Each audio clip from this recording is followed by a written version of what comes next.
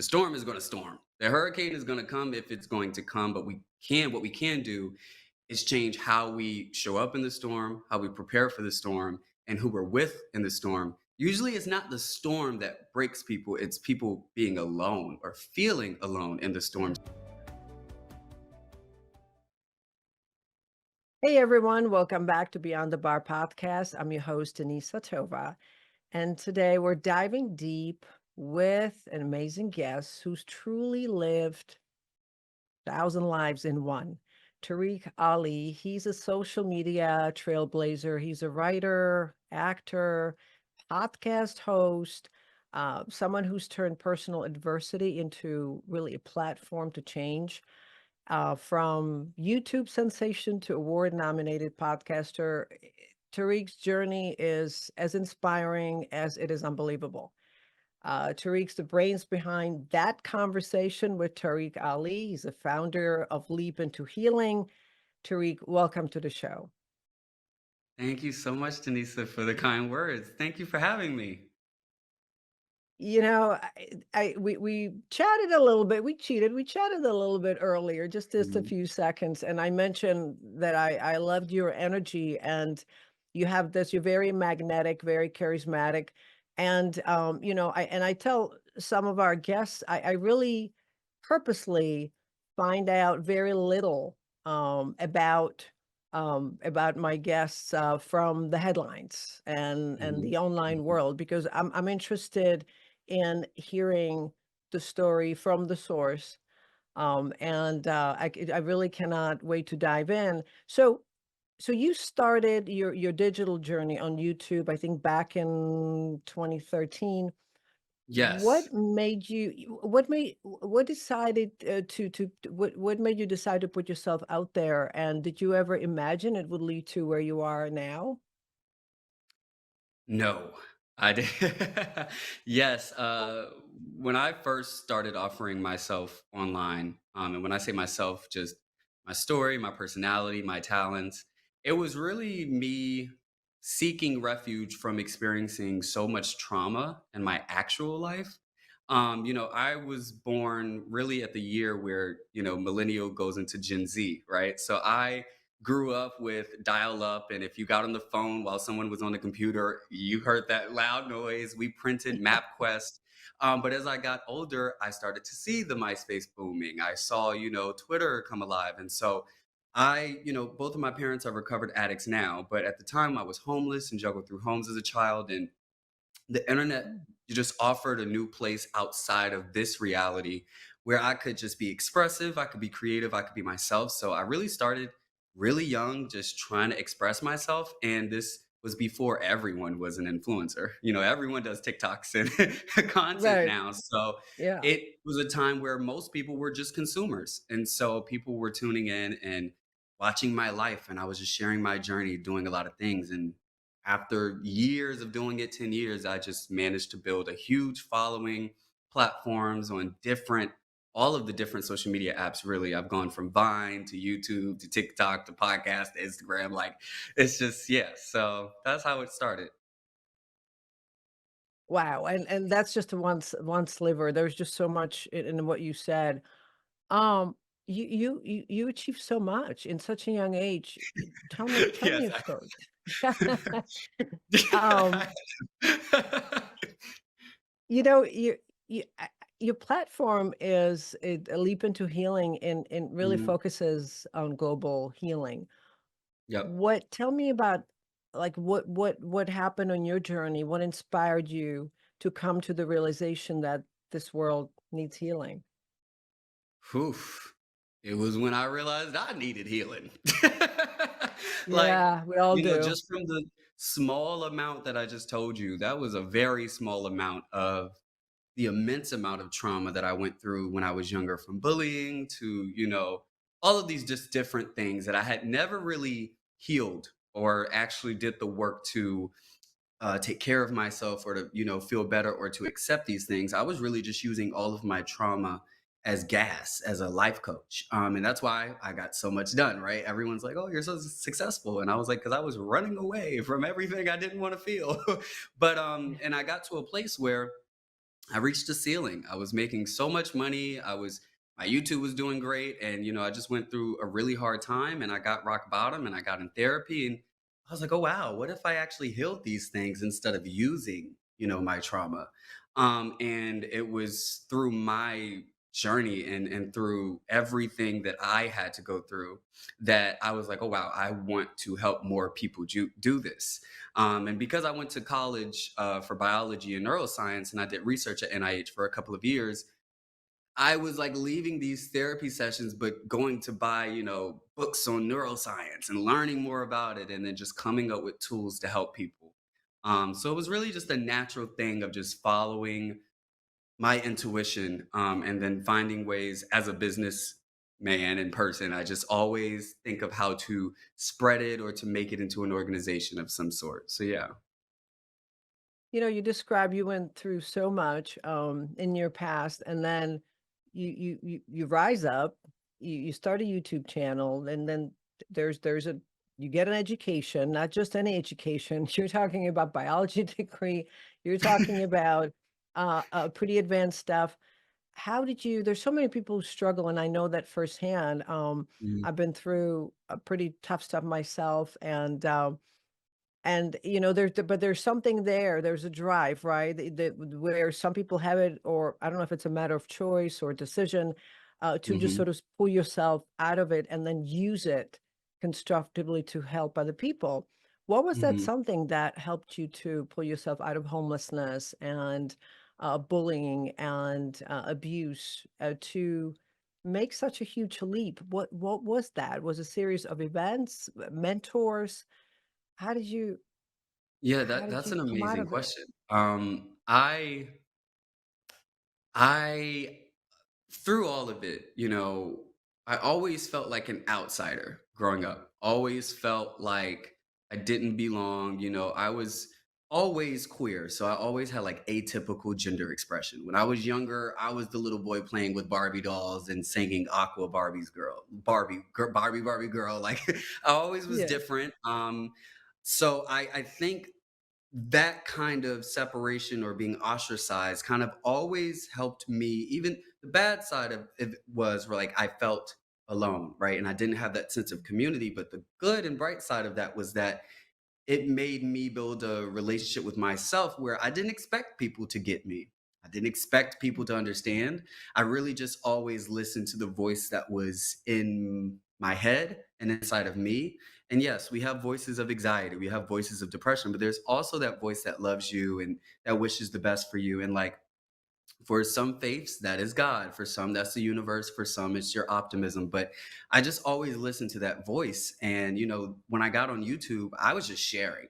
I was sharing because I wanted to make space for myself. And, because it was the internet, people from all over the world could tune in. And I didn't expect millions of people to care. But it was the vulnerability and the transparency and the commitment to self and the commitment to loving self and not being perfect in that, but just being intentional about it, that I think people really connected with, that amassed the large audience and following behind it. But to answer your question, it really was just that voice in my head and inside of me that always wanted to love me and make space for myself. And then things just attracted to me because I was just allowing myself to exist and exude who I was into the world. That is incredible to actually find the strength to pay attention to that voice and tune out the other voices. Many people struggle with that, and then much later on in life, or never sort of get rid of it. There's always that self-doubt. There's always this why it shouldn't work, and Yep. the Hmm. anxiety, and sort of give into that. Yeah, I have a lot of admiration and respect. That is terrific. You found it, and it was at age 16 you founded the Caring Colors LGBTQ plus empowerment organization, and wasn't that recognized by the Obama administration? It was, yeah. Oh, I was 16. I was, like I said, I've always just loved myself, right? And so I was the SGA president at my school, and I saw other people in my school that were getting like bullied or messed with for being queer or just different. And I was like, I just I didn't want to fix it. I wanted to create a community where they didn't feel alone in that. Because I can't change the hate. Mm. People are going to feel how they feel. They are going to, whatever. People are going to people. Okay. So Yeah. I said, Yeah. instead, let's just come together and be friends so that they don't feel alone in that. And so, what started off as a small little club in my school, it was like five of us. Other people from different schools were hearing about it and coming onto our campus, my high school, to come to the meetings. And then I got in trouble because they were like, that's not allowed. People at different schools can't come to this one. And so I said, okay. So I went to the board of the county, and they appointed me as the LGBT liaison for the entire county of Prince George's County in Maryland, which is like over 30 plus schools. And so pretty much Wow. I created a nonprofit where I was implementing this club in different schools, and then it branched out to middle schools, universities, and then the Obama administration invited me to come to the White House and to contribute to LGBTQ policy. So yeah, I was 16. Yeah, yeah. Wow. I am speechless. I have goosebumps right now. Now that Aw, what an accomplishment. I love what you said. You said, I can't change people's minds. It was not about changing someone's mind. It was about bringing people together to have that support because it must feel, isolating and sometimes it basically feeds into that fear. um, yeah, that is what an yeah, amazing way and approach to handle this, just to for everyone to feel like they're belonging, they're not alone with their yeah. stuff. Yeah.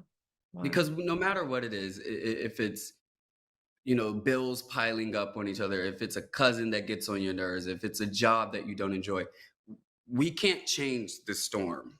We can't change the storm. The storm is going to storm. The hurricane is going to come if it's going to come, but what we can do is change how we show up in the storm, how we prepare for the storm, and who we're with in the storm. Usually, it's not the storm that breaks people, it's people being alone or feeling alone in the storm. Yeah. So I try not to focus on the things that I can't control, and I focus more on like, what is the need here? Is it sense of belonging? Is it sense of community? Is it support? And there's many different ways to go after that. I think a lot of people just yell and scream at the storm, and then it just feels like it's against them. But like, everyone's in the storm, everyone is here, Yeah. So We're all it's in just it. about how are we dealing with it. Yeah, Yeah. That is right. It's and it's also the environment we were raised in, and we're sort of bringing set of preferences. So two yep. people looking at the same situation may have a complete different reaction and a view. So it's not Hmm. about you need to agree with me. It's about, okay, what can I do, to support you while you are trying to figure out what the storm really means. Yep. And whether Yep. even to some people it may not even be a storm, it may be an opportunity. So Exactly.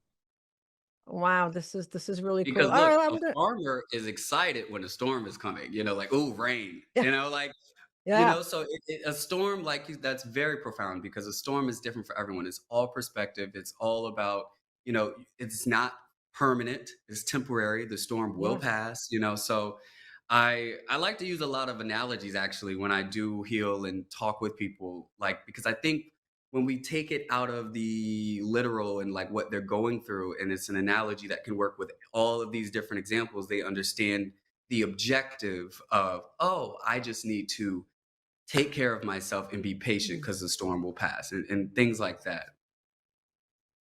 And it will. Yes, it's only temporary. I think there's no reason not to be in joy. You will have series of moments throughout the day, week, but as long as you sort of in your core remaining open, and then you're just dealing with the circumstantial stuff, and then learning basically how to. It's almost like you can tell your feelings how to feel, right? And we know sometimes we resist something. That doesn't mean we will have to give into what our mind's telling us. It's like, okay, I'm hearing you, but you know Yep. what? Poof, go bye-bye Yep. now. Yep. Okay. And that is Yeah. literally one of the biggest things I think, even with anxiety and depression, people are always trying to get rid of it, or fight against it like it's against them. But I'm like, look, it's not gonna go anywhere. Like, it may Yeah. be higher or lower or more intense in different times, but anxiety is anxiety, and we are human. Everyone experiences anxiety at some point in their life.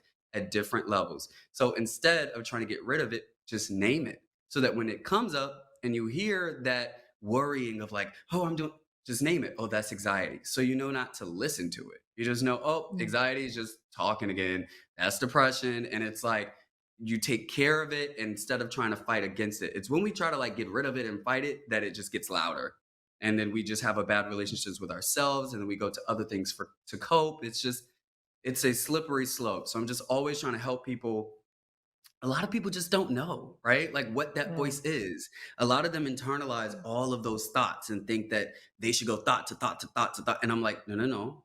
Those are anxiety. These are Yeah, depression. yeah, And when we yeah, name them, we know, oh, don't listen to those because we get very familiar with the voice. We're like, oh, that's anxiety. So I shouldn't listen to her. Yeah. yeah, yeah. And so that's I'm really big on like education and getting people to understand what anxiety is so they can know how it sounds in their head because it's a different voice for everyone. Yeah, and sometimes there's a period of in our lives, like, I remember, I've shared this story before, but when I was born and raised in Europe, and when I was a teenager, I came to US and didn't know anyone, didn't know the language, had a brief period of homelessness things were scary, but, I never really felt sort of, I didn't feel as frightened. I remember going to a library, when I left the homeless shelter and just, like, buried myself into books and then was excited when, the Macs came out, and I'm like, "That's my connection to the world," and so it was like reading and being it made me feel sort of connected, and so it was around the same time when I developed an eating disorder, and it would come and go throughout my teenage years, and then I Mm. realized that it served a role as a protector. And then, later on in teenage years when I had done some work around it, instead of going, "Oh, shit, I'm hating this," I'm hating myself for it. I actually welcomed it, and I said to it, "Thank you for protecting me, but you don't need to serve that role. I can do it myself," and sort of You have done embracing some it. work, Denise. That is Oh, that's yeah. Work in you progress. have done some Hello. work. Oh, yeah. Oh, That's yeah. that is the voice of someone who has done the work. Because yes, I developed the eating disorder very young, very early in my life.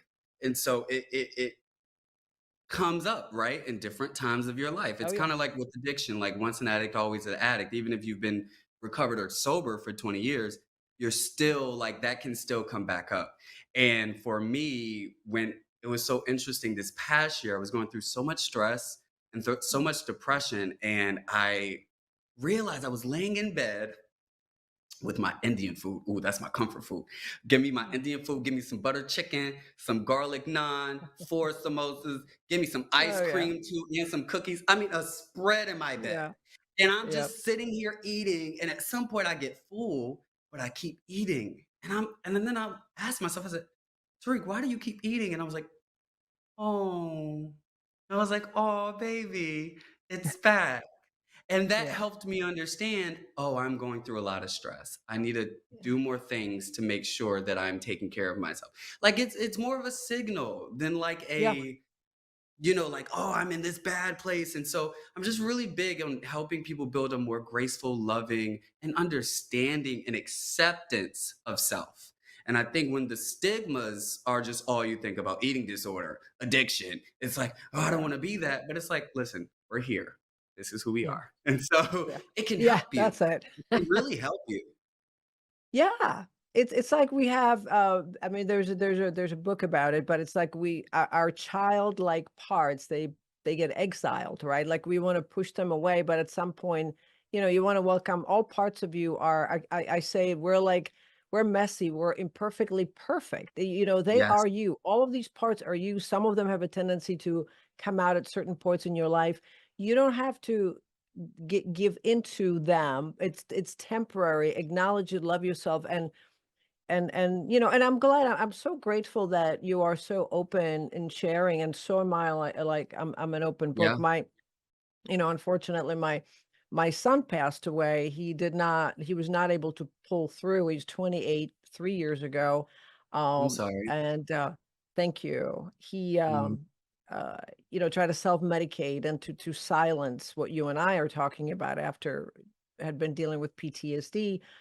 Mm. And so I am like I am connected to that. So I am in a in a place where talking about it and will people like you and me and others who are just shamelessly talking about it, Yeah. humanizing it, normalizing it, telling Yeah. everybody you're not alone. You're not Yeah. alone. It's normal. Let's help each Exactly. other out. Yeah. Exactly. And it just speaks to what we were just speaking about, right? When I said it's usually not the storm, it's people feeling alone in the storm. And this Yeah. is why when you just look at the research and the numbers and the understanding of like AA, right? It's Yeah. when addicts get together and they're like, oh, I'm not so, it's not just Yeah. me. It's not because I'm not good enough. It's not because I'm not strong enough. This is something that is affecting a lot of people. And it makes you feel like, oh, okay, this is just a part of life and humanity.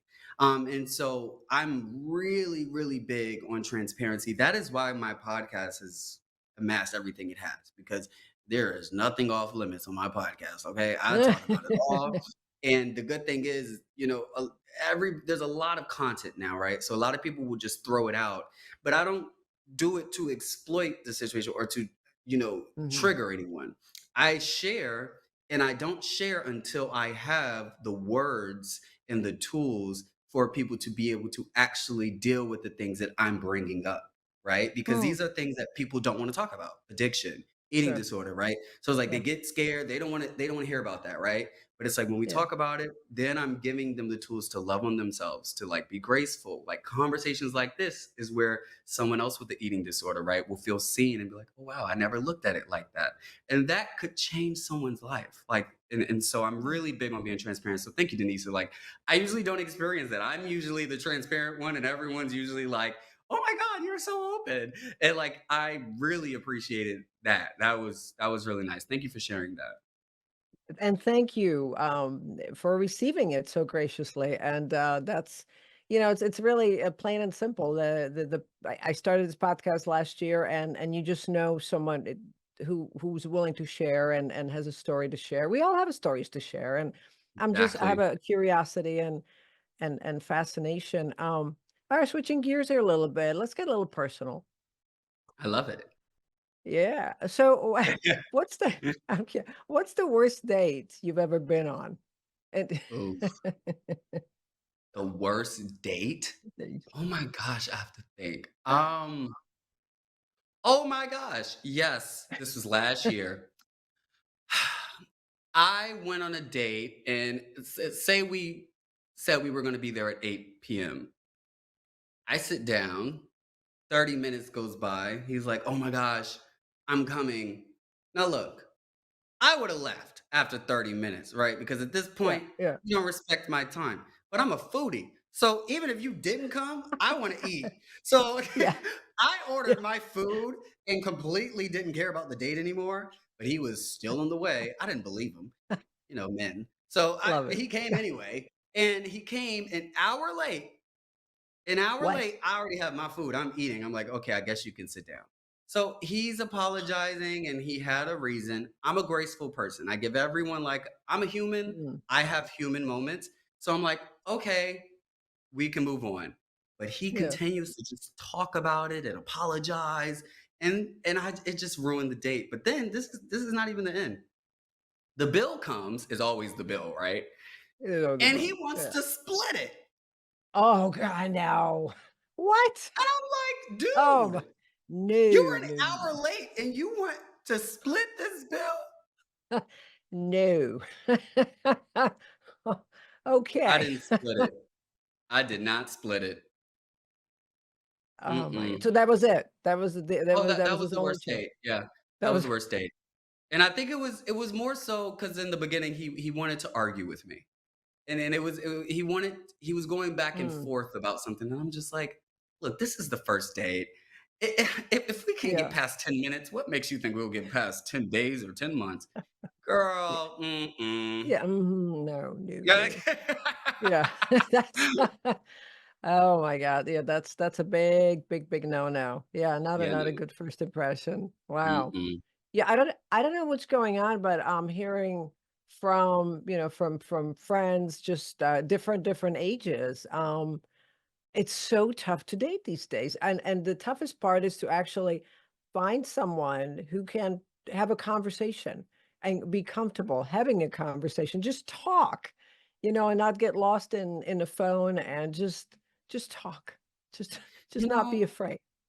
I have so many thoughts on why the dating world is the way it is, but there's so much nuance where, being gay is one thing, being black and gay is one thing for me. Also, like the difference in like straight and gay and all the other is just it's different for everyone. But I think social media, and I hate Mm, I hate to be that person like social media is the evil of everything. I don't think that. But I just think it has, one, shortened the attention of most people. There's an attention deficit. That's why everyone thinks they mm, have ADHD now, but everyone has symptoms of it now because of the phone. We are always overstimulated. And yeah, also with the algorithm, we're always getting that serotonin and like always instant gratification. And yeah, when you think about where do we practice that muscle, and when I say we, everyday people, where are they practicing that muscle of delayed gratification? yeah, Where? And that's a muscle. These are practices. Just like meditation, you have to keep doing it to be in the practice. Delayed gratification is something that has to be a part of your life. And dating, if you want an actual partner, like a partner in life, a partner that you go into a commitment with, that takes time to build. And I think with true. the constant instant gratification and being able to see that there's more Mm, options, not only mm, in your city, but in Tokyo, in Paris. I mean, like, there's like people that are like, oh, they are so beautiful. And they're like 4,000 miles away. So you rather not go on this date because you're like, oh, I already yeah, got it's like, it's just really confused a lot of people. And so when I date, I try to really remember those basic fundamentals when it comes to dating. And like, really, I need to enjoy this person. yeah. Yeah, I right, need right. to enjoy this person before I can even romance and lust and all of that. We can do that with a lot of people. All that takes is Yeah, attraction, right? But like, if yep. I need to be able to be locked in a room with you, and it doesn't Right, feel, right. I wouldn't even know the door was locked because we're having such a good conversation, right? Like, so Yeah, I try to really just remind myself of those things and being patient, and also just really responding more to actions than words, because something can sound really nice, but you yeah. learn the truth by someone's actions. So yeah. Yeah, that is so well said. We need to be able to go through seasons, and but like Hmm. you said, if you don't notice the if you don't notice the door's locked or the clock, that's a good sign. That's a good first impression. Now with the world of AI, yeah, people are attracted to to something, and you really don't know, if it's a real human being or deep fake or what it is. But and I think it goes back to who we are on the inside. Is like, how comfortable is it if we can just sit in our own sort of bubble? You don't have to show yourself, reveal yourself. We talked about it earlier, right? The imperfect, the Yep. anxiety and the pissiness, the frustrated self. Um, but so you live in this fantasy world. You just connect with them. You just get a whole bunch of likes Yep. and it gives you that sense of satisfaction. Yeah, that's Yep. we can do a whole podcast on dating. A And whole podcast. oh yeah, we'll Yeah. definitely have you back. What what would be share with us about your podcast and give us some parting thoughts, for our audience. I definitely will have you back. You have I would so love much to to. offer. Yeah. Yeah, like I said, I did. My podcast, you've mentioned it before, but I'm gonna say it just for the parallelism and what I'm gonna say. My podcast is called That Conversation with Tariq Ali. And we're doing that right now. That's why, like, we could literally talk all day. Denise, I thank you. Like, it's my podcast is all about being honest, transparent, and vulnerable about the things that people don't want to talk about. That is Mm, what I say in every episode. This is a podcast where we have the hard conversations that help us grow and heal. And those conversations, I just realized, and when I meet people, when I go on dates, like we were saying, when I'm just honest, and I show people who I am, not just the good, but like Yeah. just my humanity, people always feel refreshed. And they're like, wow, that was great. And I'm like, you should try it. I'm like, and so the podcast, you should try it, and Try it. and the podcast Yeah. is about that. Like, come on, let's come here, let's be human. And Mhm. because I've been on camera and using my voice for so long, for like over 10 years, because outside of social media and podcasts and YouTube and all of that, my nonprofit, I was doing talks, I had a nonprofit. So Wow. I've just been exercising that muscle of my voice, and then using what I learned from college and research from biology and neuroscience. I'm being vulnerable. I'm conjuring up these feelings that you usually bury, but then I give you everything you need to hold those feelings and to move into a future that you actually want to live in, not that you're tolerating. And so that Mm. is what the podcast is about. And that is why there's space in between episodes. People are like, oh, we need another episode. We need another episode. I want to make sure with the first season, I'm still in the first season, that every episode is after you listen to it again, you hear something different. It encourages introspection. It is going to do a change in your life. And so that is what my podcast is about. And I'm extremely passionate about Without a doubt you are. I'm sucked into it, and, it. and again, you know how fascinating this is, and it's not just you and me. We've never met, really never even had a conversation prior to the podcast here, and a few seconds doing a quick check, tech check. Yet, I feel that this connection, and all we're doing is being so refreshingly transparent, like connecting on that human level, Yeah, and it is really refreshing, yeah, and, not trying to change people's minds, tune this out if yeah, you don't wanna hear it, fine, yeah. whatever, but yeah, this is And I think great. Well, that's something that a lot of people, especially with self-improvement and mm, growth and healing, content, books, podcasts, whatever, I think a lot of their approach is to change your mind, right? Like, think like mhm, this, think like this. I'm never trying to change anyone's mind. Like, I really just come, offer myself and my thoughts, and let's have that conversation. That is the point. Like, let's yeah, meet both of our humanities together and go from there. I'm never trying to change anyone's mind. I'm just trying to offer a new way to approach your own way. hmm, that is such a great paradigm shift. Just you're just you're just being and connecting, and you can see it however you want to see it. I'm just giving you new information, new way to look at the world. Yeah, That's it. yeah, Come, don't come, yeah, listen, don't listen. yeah. But I tell you what, many people who, the younger generation just,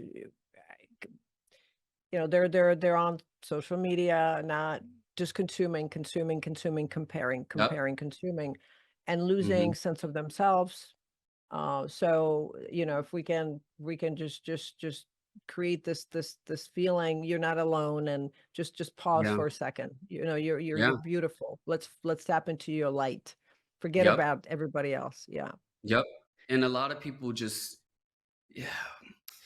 Being where I'm from, Southern Virginia and rural, underserved, like poor Mm, areas, mhm. people aren't having these kind of conversations. Like, No. hey, No. you have to have these conversations, that conversation, in order to Mhm, know something different. Where, oh, I mm, never thought about it like that.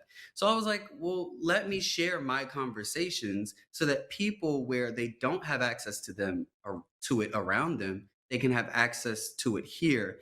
And working in healthcare and just working in hospitals, like something that I did some research and some work with like epidemiology and public health, and something that is really big in healthcare is like if we shift from focusing on treatment and get to mm, public health and educate people and give them new information, then we won't have to worry about treatment. People don't know. So they're always putting themselves in danger or doing things that's not good for the health. And it's always about vaccines and this and that. But if we get ahead of that, right, and just offer information, they'll be like, oh, don't do this because of that. I use the same approach with mental health. It's like a lot of people just don't know what anxiety sounds like. A lot of people don't know how to view the storms. And so that's why I'm never trying to change anyone's mind, just giving more information for their mind. And that is what keeps me Mm. really focused with my work. Because whenever I find my ego maybe coming in and like, I want to make them, that's not the goal. That's not the goal. Because when Stop. once it's kind of like when someone starts lecturing to you, Yeah, you kinda, like, block it out because like, "Oh, you're trying to tune it teach me out. and it's condescending." But if I'm just Right. sharing my thoughts, you're able to accept it if you like.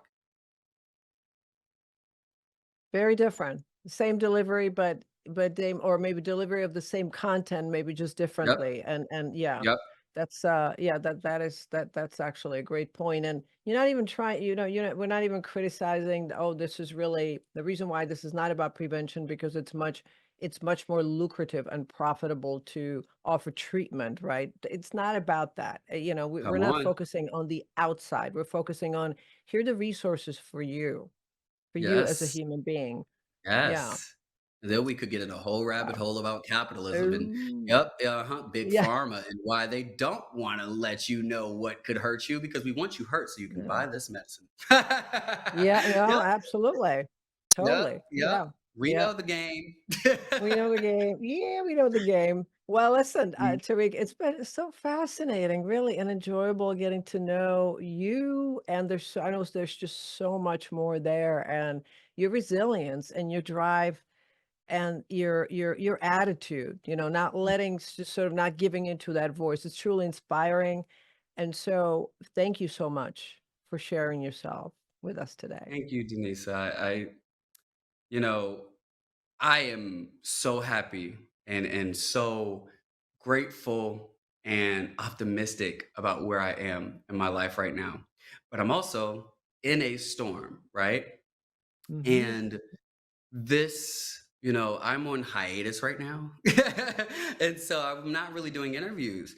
And I really was looking forward to speaking to you. And, it got moved around. But this conversation just reminded me in a time where I haven't been getting these reminders why I do this, why I love connecting with people, why Wow. I love having conversations, that conversation it and the words that you're giving me, like, I'm really just here showing up as myself. I have nothing written down. I'm just being me. And those words from you really just poured into me and gave me a little boost for me also in this storm. So thank you so much, Denise, not only for having me, but for your transparency, vulnerability, and all of the words you've just given me.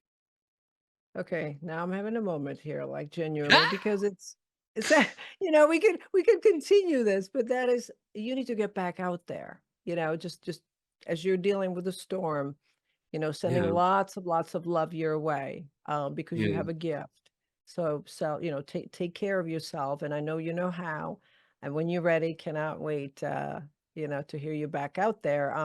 And to our viewers and listeners, to connect with you, certainly we'll be posting a link to your podcast below. And of course, don't forget to hit that subscribe button on our YouTube channel, Beyond the Bar Podcast. Follow us on all social media channels. And until next time, stay curious and stay inspired.